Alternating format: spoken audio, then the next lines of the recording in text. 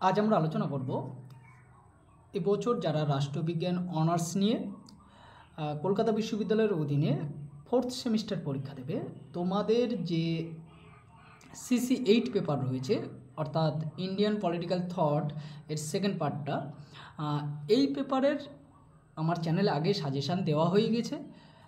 আজকের আমরা আলোচনা করব যে যেহেতু তোমাদের পরীক্ষাটা হচ্ছে 7 তারিখ থেকে শুরু হচ্ছে, তাহলে এই লাস্ট মুহূর্তে এসে তোমরা কোন কোন প্রশ্নগুলোর উপর বেশি গুরুত্ব দেবে বা কোন প্রশ্নগুলো তোমাদের জন্য বেশি গুরুত্বপূর্ণ হতে চলেছে বা এবছরের জন্য একদম সম্ভাব্য।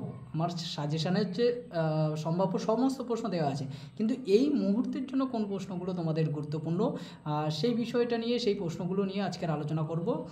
তো তার আগে বলে রাখি, আমার চ্যানেলে যারা যারা নতুন তারা হচ্ছে আমার চ্যানেলটাকে সাবস্ক্রাইব করে রাখো। তোমাদের রাষ্ট্রবিজ্ঞান সংক্রান্ত বা অন্যান্য সাবজেক্ট সম্পর্কিত সাজেশান বা হচ্ছে প্রশ্ন উত্তর সমস্ত কিছু নিয়ে আলোচনা হয়। তো আজকের আমরা এই লাস্ট মিনিটের সাজেশানটা নিয়ে আলোচনা করি, দেখি যে কোন কোন বিষয়গুলো তোমাদের জন্য গুরুত্বপূর্ণ রয়েছে বা কোন কোন প্রশ্নগুলো গুরুত্বপূর্ণ রয়েছে। দেখো, তোমাদের জন্য যেটা আমি রেখেছি,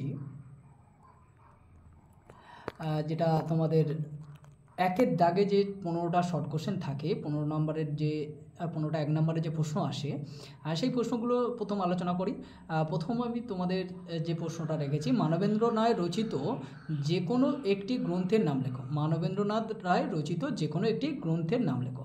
সেকেন্ড প্রশ্ন যেটা তোমাদের জন্য রেখেছি, জয়প্রকাশ নারায়ণের সম্পূর্ণ বিপ্লবের নীতিটি কত সালে জনপ্রিয় হয়?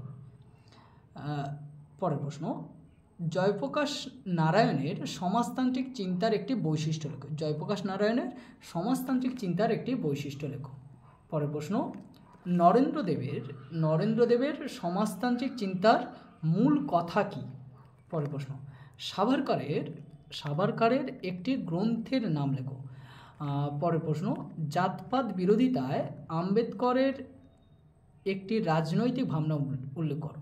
জাতপাত বিরোধিতায় আম্বেদকরের একটি রাজনৈতিক ভাবনার উল্লেখ করো।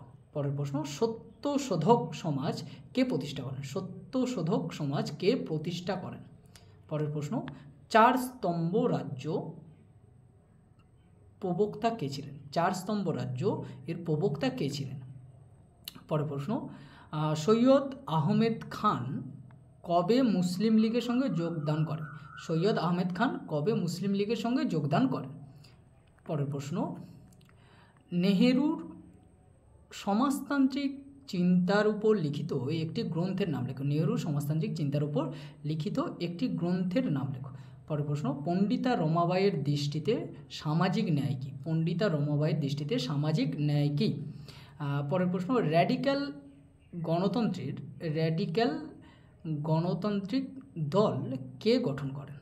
পরের প্রশ্ন, গ্লিম্পিসেস অফ হিস্ট্রি বইটি কার লেখা? গ্লিম্পিসেস অফ হিস্ট্রি বইটি কার লেখা? পরের প্রশ্ন, পণ্ডিতা রমাবাই সরস্বতীর লেখা একটি বইয়ের নাম লেখো।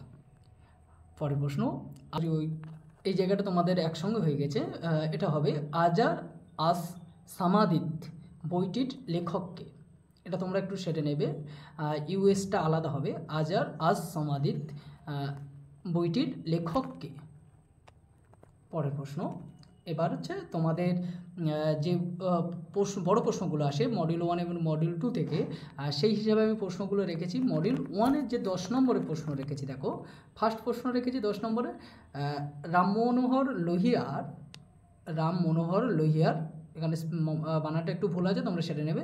রাম মনোহর লোহিয়ার সমাজতান্ত্রিক চিন্তার উপর একটি টিকা লেখো।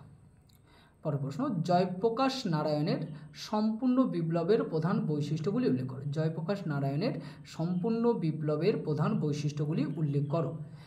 এবার দেখো 3-এর দাগে যে তোমাদের 15 নম্বরের প্রশ্ন মডিউল 1 থেকে রেখেছি, তার ফার্স্ট প্রশ্ন রেখেছি, উপনিবেশবাদ ও জাতীয়তাবাদের উপর ইকবালের দৃষ্টিভঙ্গিটি বিশ্লেষণ করো। উপনিবেশবাদ ও জাতীয়তাবাদের উপর ইকবালের দৃষ্টিভঙ্গিটি বিশ্লেষণ করো।